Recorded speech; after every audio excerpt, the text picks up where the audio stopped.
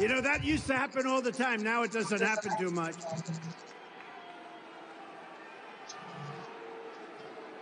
You know, I used to say to people, you go get them, you go get them. And then I got sued, so I said, what the hell? So now I say, please treat them kindly. This way I don't get sued. Please treat them kindly. They're lovely people. Go home to mom.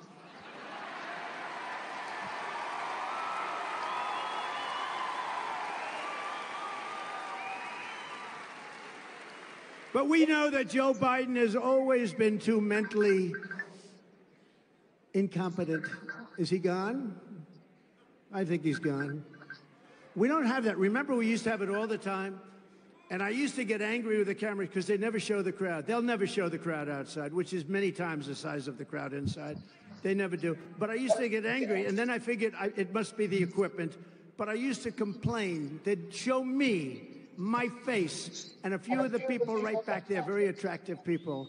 But they would never... Still. But they would never show the crowd. And Joe Biden, his Department of Injustice, will bring 0 charges against Crooked Joe, despite the fact that he willfully retained and disclosed troves of ultra-classified national security documents. Now, that's not what I've been hearing, and he's not under the Presidential Records Act, which is a big thing. I am. It's a protective act.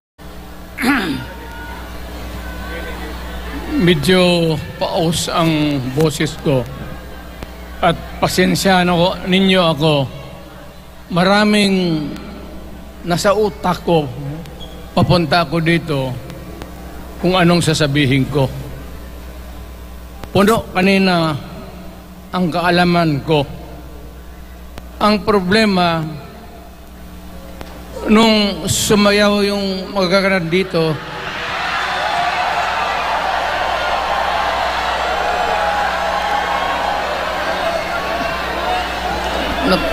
nakalimutan ko. Matanda na rin kasi ako. Ano ito? Meeting de Avance? Alam mo, nung unang panahon, wala naman tayong kamuang-muang, wala naman tayong kalaban, wala namang nagagalit sa atin. Pumunta ang Espanyol at inagaw ang ating lupa, hinirang. For 400 years, nagtiis ang Pilipino, subjugated by foreigners. Then, during the American and Spanish War, natalo ang Espanyol at napunta ang ating bayan sa Amerika. Anak ng grabe ang tiis ng Pilipino, yung mga lolo natin, kung gaano na lang sila pinahirapan. Alam mo noon, kung hindi ka magsimba, ay may mga pare nandyan, they know the history of Christianity. Alam mo noon, kung hindi ka magsimba, 10 palo sa katawan mo. You doubt my... Ayan si Father Ivasco, Chief of Staff ko sa City Hall. Siya yung NPA leader doon sa Libungan, may plenum ang komunista. Itong mga sundalo natin, nandito sa harap ko, nahuli yan si Ivasco. At ako naman ay fiscal noon, pumunta ako sa Katitipan para i-administer ko yung oath niya, yung statement niya kung totoo o hindi. Pagkatapos noon, sabi ng mga sundalo, piskal, papatay namin itong dalawang pare. Father Tison Waray, pati si Father Ibasco. Bumaba yan sila sa Visayas para makigsapalaran sa NPA. Sabi ko, wag, kasi pare yan. Puta, alam mo, ang Diyos nandyan eh. Kung ito lang naman ang prinsipyo, ideolohiya, hindi naman kriminal yan, kidnapper, o puser. Sabi ko, kulungin na lang ninyo. So, sa matagal na panahon, sulat siya ng sulat kay Cory. Eventually, na-release yan sila lahat, pati na ang asawa nila Quintanar, yung mga komunista, mga Esparo, nanggaling dito at naging uso sa buong Pilipinas, yung pagpatay. Wala. Barangay captain, konsehal, military, navy, police, puro may pamilya. Anak ka ng kakawalang kwenta yung ideolohiya. Kung hindi mo man lang mabinta sa mapayapa na panahon, so kinuha ko siya Chief of Staff, tapos umuwi siya sa Bohol, naging governor. Pare ito. Nandito siya ngayon, kasama tayo, at maraming salamat. You guys from other parts of the Philippines nagpunta rito para lang makipagduyog sa Bisaya, sumama lang sa ating, kung sabay tunong sa Tagalog, yung ating, the purpose of why we are here. Wala akong, no longer in politics. I am not a candidate. Nahirapan nga ako mag-akyat ng hagdanan. I am 80 years old. Hindi, 79 lang, pero hindi binibilang yan eh. Sabi malas daw. Sabi ng asawa ko, 80 na ako. O, sige, 80 na. Pero nung lumabas itong People's Initiative, okay man yan. Abogado ako. There are 3 ways of amending the Constitution. Mag-constitutional convention, mag-election tayo sa political districts ng representante para sa assembly to convene there and propose changing or modification of our Constitution. Itong People's Initiative, pati itong Congress, they would convert the Congress into a constituent body and propose the Constitution. Alinman dyan sa lahat, it will be submitted to the people for ratification. Ang problema dito, ako, Mr. President, Ma'am Lisa Araneta Marcos, hindi ninyo ako kalaban. Wala akong sinasabi ng masama. Hindi lang ako makakampanya noon. Alam mo, iniiwasan ko ito. Itong panahon na ito talaga ang iniwasan ko kasi mapipilitan ako ngayon magsalita laban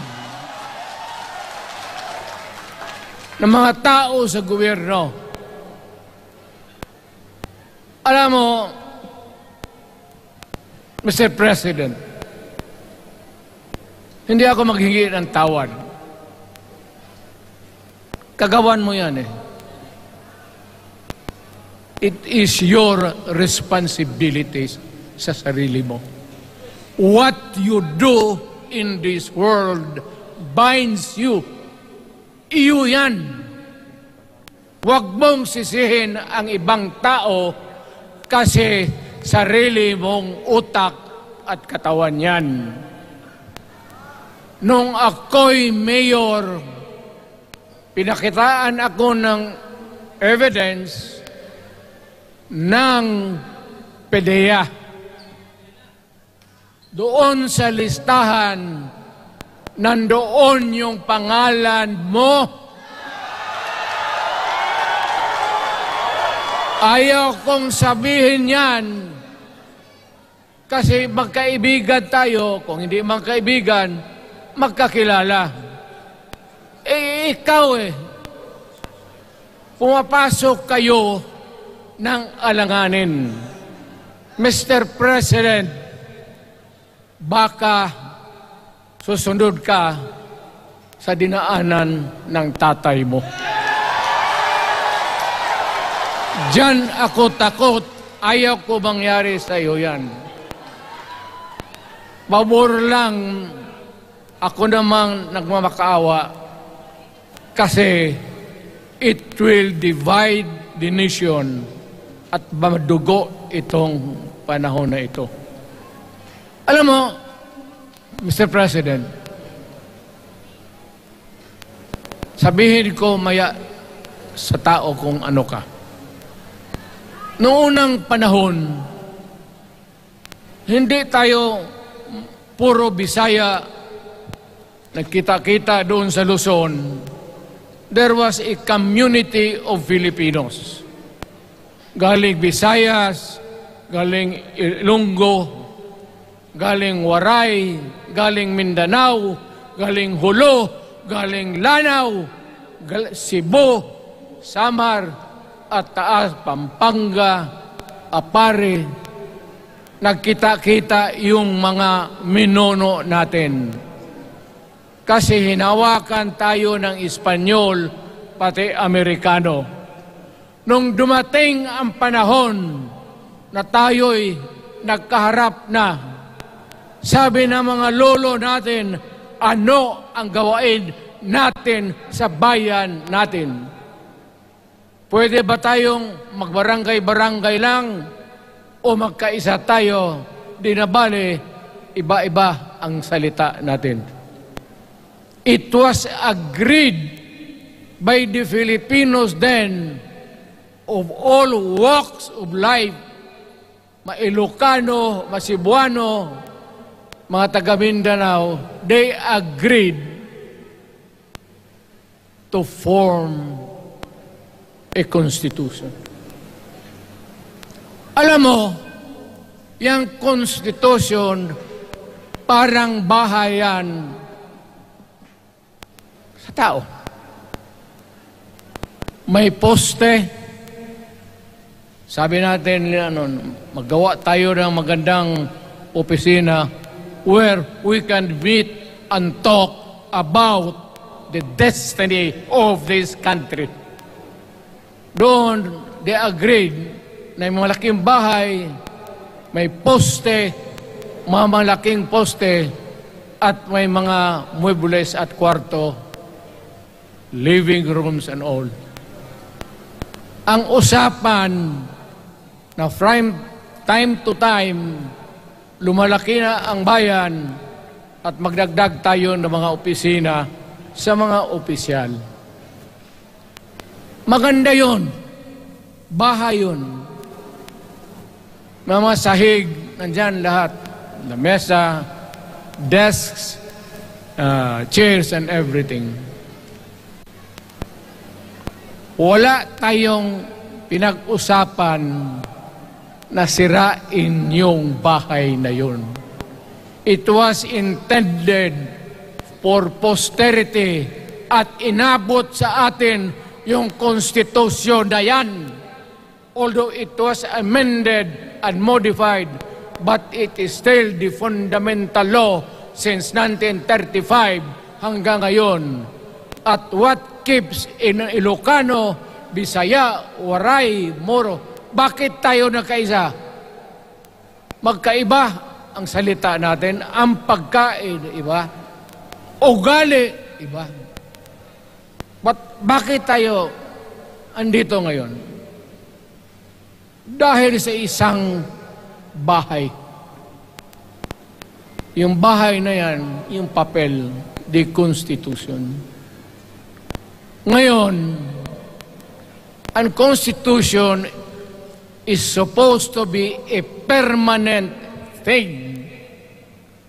Ang batas na binigay ng Constitution sa Congress, sa lawmakers, they can make laws every day, modify, change it if they want, every week. Okay lang yan. Huwag ninyong pakialaman ang Constitution kasi yun ang bahay opisyal ng Pilipino. Anak ka ng, bakit pumasok sa utak ninyo yung People's Initiative? Anong nakain ninyo? There's nothing wrong with the Constitution right now. The environment in the Philippines seems to be positive, okay. Wala namang problema. Araw-araw, nakikita tayo. Punta Maynila, marami akong kaibigan, mga brad ko, mga classmate ko. Okay ang buhay natin. But suddenly, nandito yung People's Initiative. Alam mo, sa umpisa pa lang, nagdududa na ako. Bakit? People's Initiative manggaling sa tao. Dapat yan galing sa mga purok at doon sa barangay at doon sa DILG, ipasa nila sa syudad, sa probinsya at sa national office. Dito mga congressman,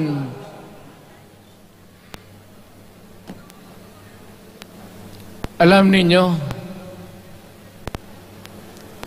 kung magkaletse-letse ang buhay na ito, sabihin ko sa military, sirahan ninyo yung Congress.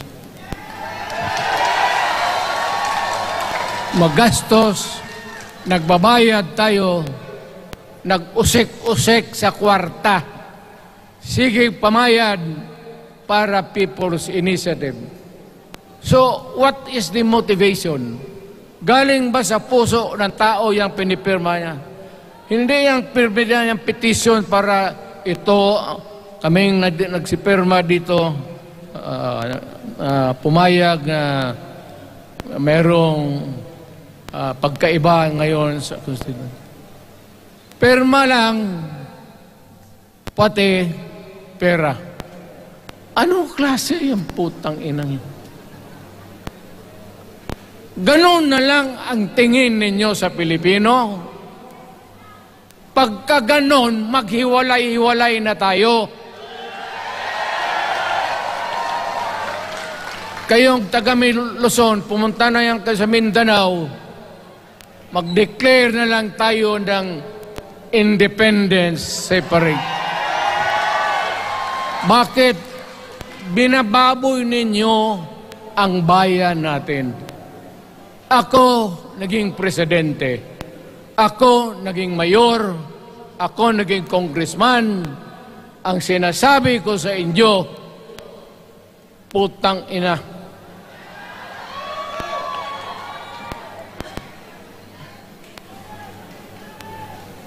Malinis to. Baka ihi mo ito ha.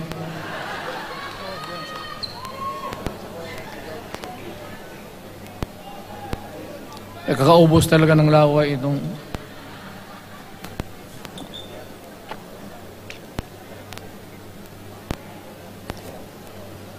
What do you expect the national government, particularly ang Malacanang, Anong gusto ninyong response? Niwala kayong mga seminar na ganon.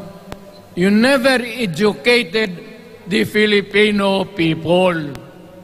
You want the Filipino to remain ignorant para you can do what you want with the country. Yan ang totoo. Kasi ginagago ninyo para walang alam ang taong bayan. Well, kaming nakapag-aral at may alam kundi, hindi katanggap-tanggap yung ginagawa ninyo. Sa umpisa pa lang, binibili na ninyo yung signature ng Pilipino. Yun ba ang People's Initiative? You know, national, provincial, city, munisipyo, then the barangay. Yan ang echelons ng power sa gobyerno. Hindi naman ninyo gigamit ang barangay at binigyan mo ng 20 milyones isa't isa sa kanilang mga congressman. At binibili ang Pilipino. Alam ninyo kung ano yan? Kaluluwa ang ninyo ang binibili ng taong bayan. Hindi ako mapayag ng ganon. Nakapag-aral ako, hindi naman ako ignorante. Bakit ka mag-people's change? Ang problema ninyo, ganito. Hindi pa, pauna.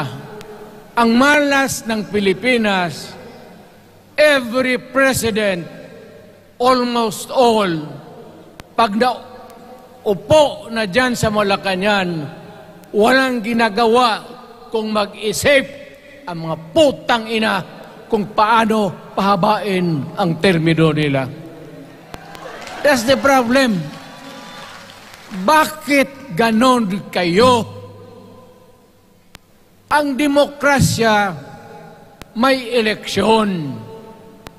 Para naman, tignan din nyo, Presidente Osmeña Bisaya. Ang napaalaala ko pa, Garcia Bisaya.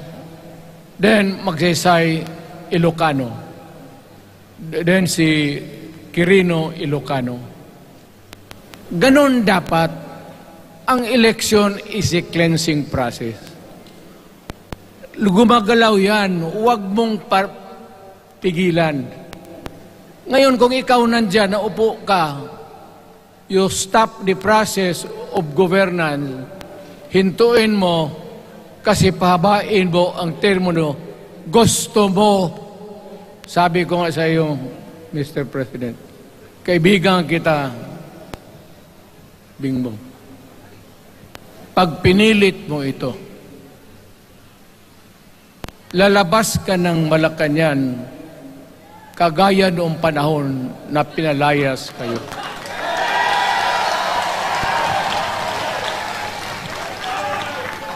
Alam ninyo, kung hindi na talaga ito mapigilan, nandyan ang military pati polis, makinig kayo. Pag-aralan ninyo kung ano yung pinapakain nila sa taong bayan.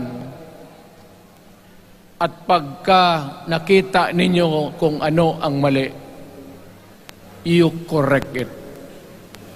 Nasa inyong kamay na yan. Ganito yung plano. Presidential, tapos parliament. Ang presidential, lahat kayo, ako, ikaw, lahat, hanggang doon, nagboboto, direct vote to elect a president. Itong parliament, prime minister lang ang magboto, yung mga assembly who are the congressmen now. Putang ina ninyo, wala akong tiwala sa inyo. Wala kayong prinsipyo, bukang pera kayo lahat. Yan ang totoo.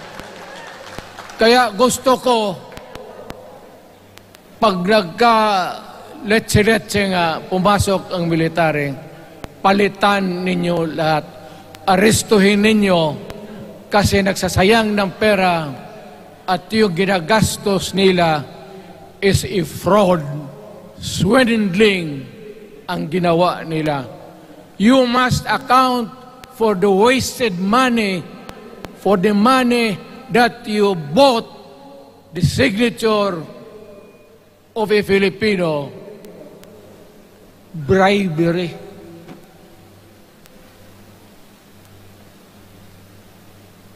Magdasal lang kayo. If by the grace of God, mabalik ako,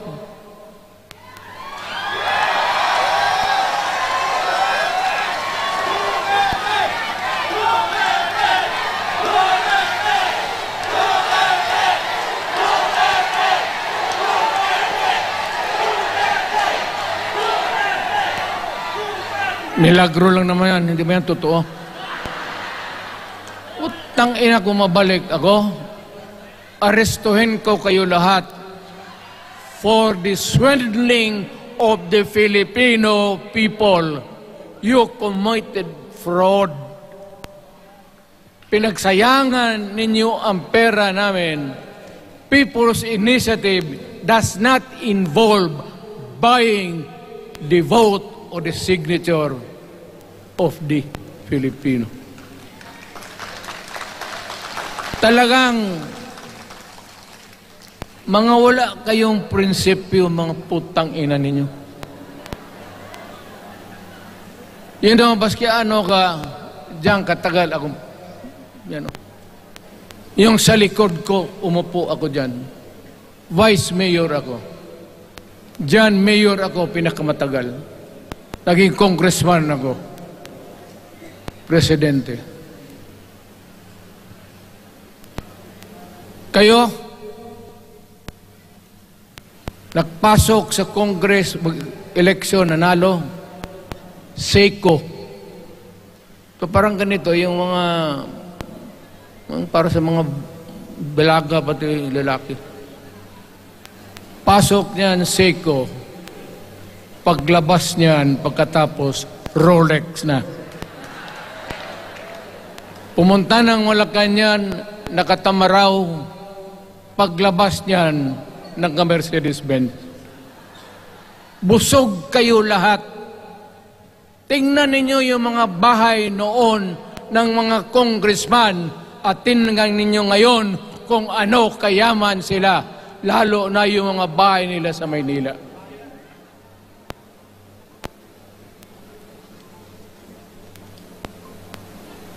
Wala kayong masabi sa akin. Alam mo bakit diretsahan ako magsalita? Ninipahat, wala ako. Paglabas ko sa Malacanang, lipad ako dito. Pumunta ako sa bahay ko para mag-retire. Ayaw ko sanang bumalik. Ayaw ko na. Matanda na ako. Putang ina, napapandol lang ako dyan eh. Kaya lang, marami akong magandang naisip kanina papunta dito. Kaya yung sumasayaw lang kasi yung mga ali. Nabakante tuloy, nakalimutan ko kung ano ko nang sabi. Tangina. Huwag kayong magpaloko. Alam mo, Parliament, ang ambisyon niyan, karamihan galing kay Lisa Marcos pati kay Romualdez. Bongbong bangag yan.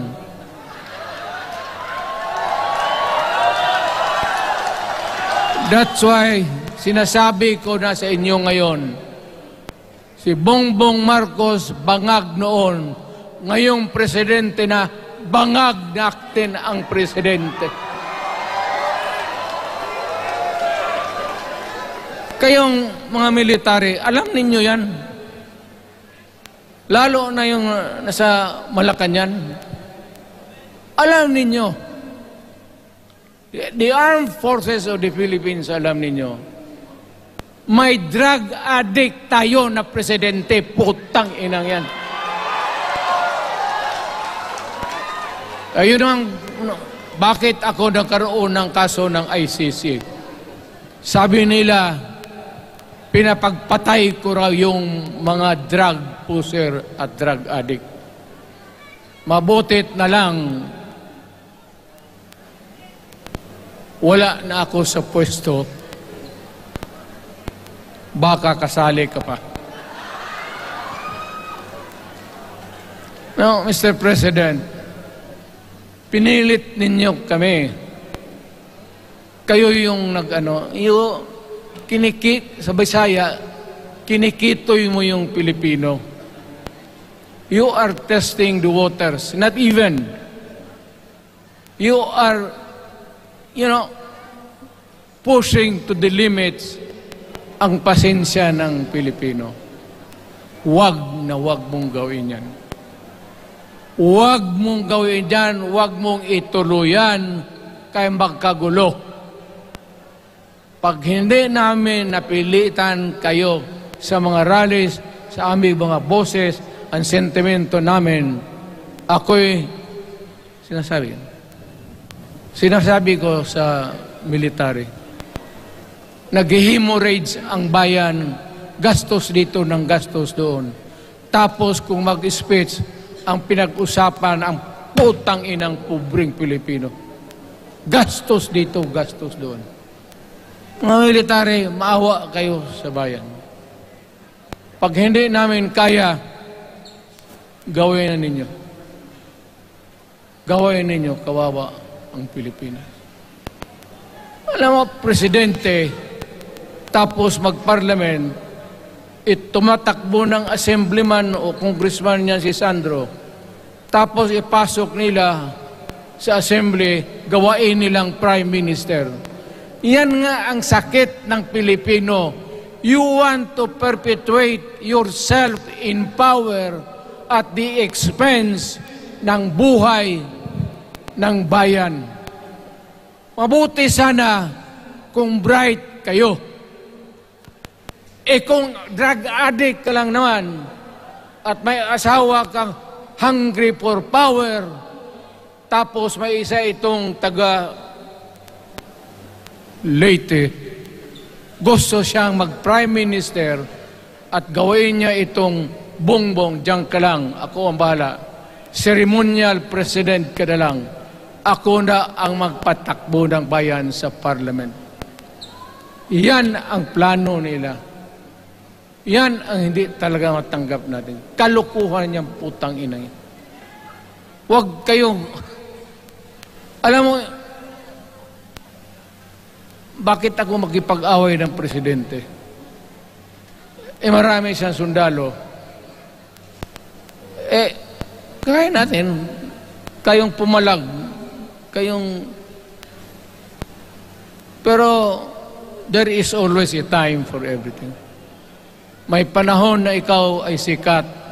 Sa ayaw mo at sa hindi, may panahon ka talagang bababa dyan sa Malacanang.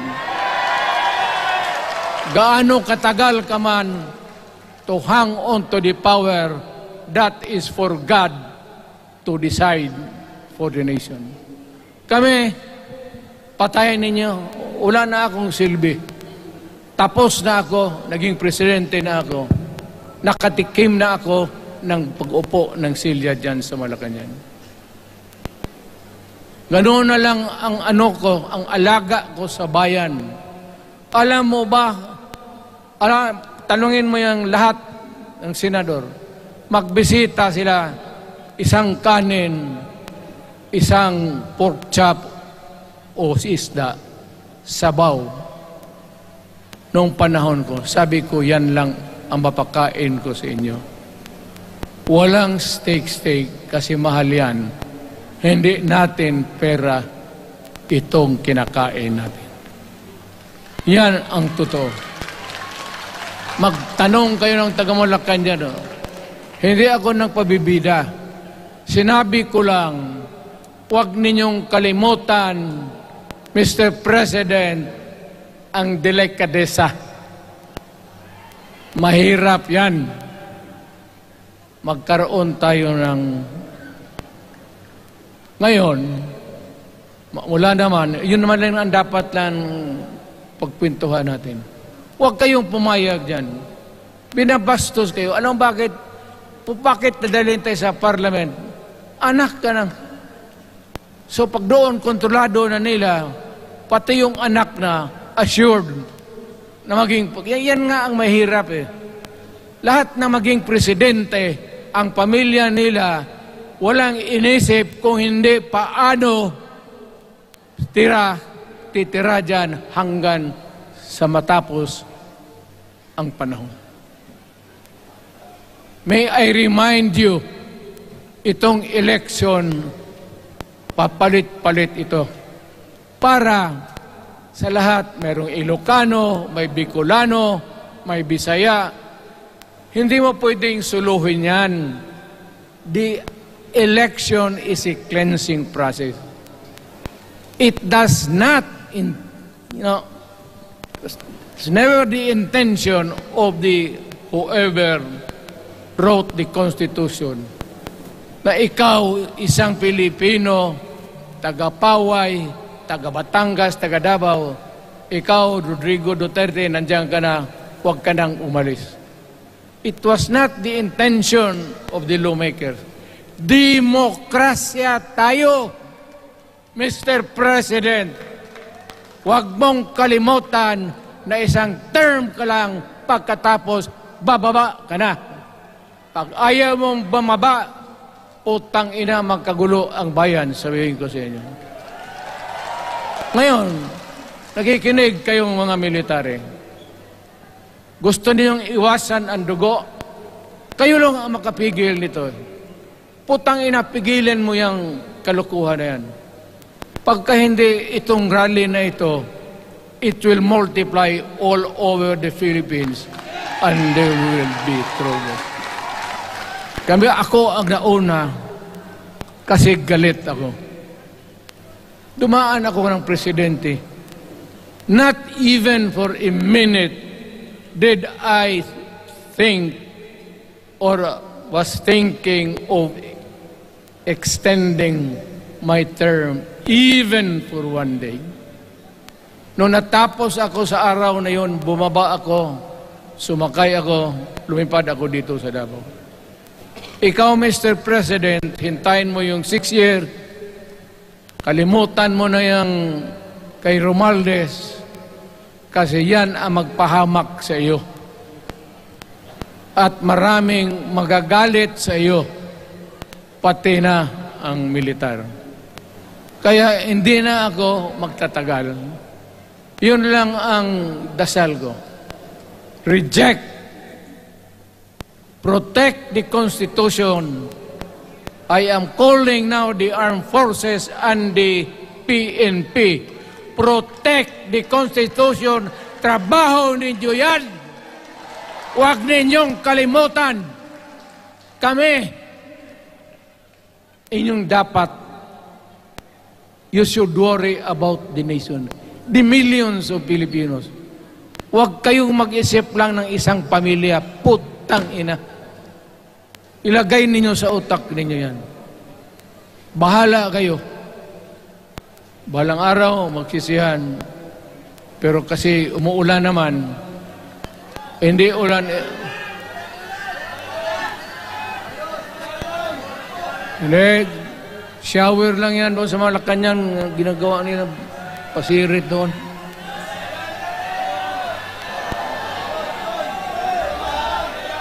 Wala naman rin akong masabi. Kasi hindi man ito eleksyon.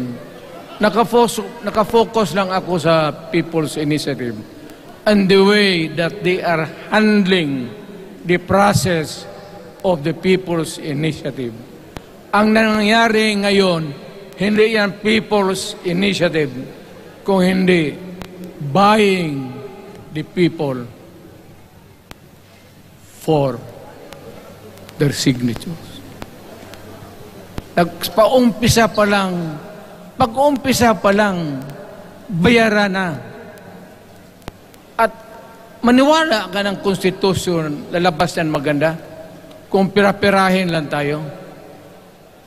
Balang araw, wala na ako sa buhay. Maybe 10 years, 5 years from now. You might want to change some provision. Yung sabi nila, the usual excuse is economic provisions lang ang aming pakialaman. Putang ina, huwag kayong maniwala dyan sa mga yawa na yan. Puro kasing sinungaling ang mga ulol. Alam mo, pag nagtawag ka ng Constitutional Convention to People's Initiative or when you open the Constitution, hindi mo pwedeng limitahan ang powers na yan. It's unlimited. Kung ano ang gawain nila at kung ano ang utos ng may pera, kung bayaran sila, ipagbili talaga tayo. Ipauhanin na lang ako, naghangi ako ng may mga congressman dito. Ito yung matitino. Nandito si Congressman Alvarez. Pumunta talaga siya. Hindi mo kasi niya ako hinayaya.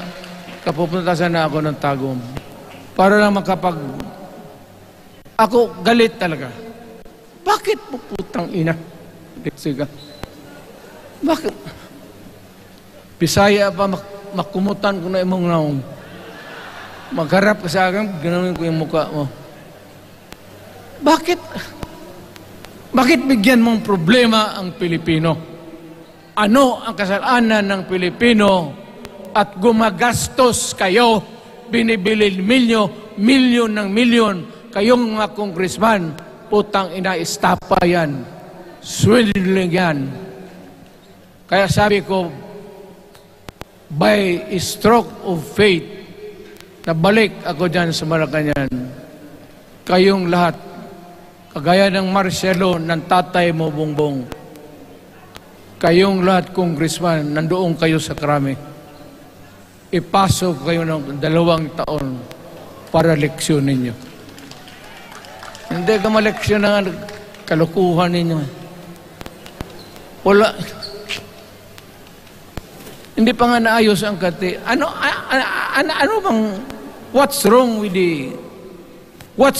the Constitution? Tell me. Kung hindi yung inyong ambisyon. The real purpose itong constitutional changes sa People's Initiative is really to perpetuate those who are in power. Yan na lang ang ganyan ninyo. Marami akong sabihin, maybe kung patayin nila ako, putukin yung eroplano, wala na tayong magawa. Ngayon, kung sino, alam mo na kung sino, yung sa Malacanang, yun ang aristuhin ninyo. Sila nag-umpisa ng kaguluhan ito. Ladies and gentlemen, I am very thankful na nandito kayo, mga Tagalog, Bisaya at taga-Maynila. And I hope that we will continue to love our country. Magbigay sila na pera, tanggapin ninyo, pera ninyo yan. Hindi ba ninyo na sa isip ninyo, bigyan kayo ng 1,000, 100, tanggapin mo, pera ninyo yan. Pati yung sa bulsa nila, kinakain nila, at pinagbili ng bahay kung saan-saan, pera ninyo. So, make sure na bago kayo lumabas lang naman sa mundong ito, may panahon lahat, mamatay tayo. Mag-iwan kayo ng isang prinsipyo. Sabi ninyo sa mga anak ninyo, tinanggap ko yung pera kasi pera natin ito, ibili natin pagkain. Pero yung prinsipyo natin, huwag natin ipagbili. Yan ang iiwan mo sa mundong ito para sa mga anak ninyo. At yan ang dadalhin mo sa langit. Pagka sinabing ni San Pedro, anong nagawa mo? May ginawa ako para sa bayan. Tapos magsabi San Pedro, ano pa? Yung mga ibang bagay na ginawa mo, mga kasalanan, mga kabit, ganon. Sabihin mo kay San Pedro, San Pedro, nandito ako sa langit para makipag-isa sa Diyos. Pag hindi ka tumahimik, yung manok mo, hawakan ko, ilambos ko yan sa ulo mo. Putang ina ka. Buksan mo yung puwertahan at papasok tayo. Magkita-kita tayo sa langit. Lahat kayong hindi nabili. Sigurado ako, langit kayo. Kaya basing anong kasalanan niyo, okay na yan. May guarantee na kayo yung passes. Mahalaga yan as a matter of principle. Prinsipyo sa tao. Maraming salamat po.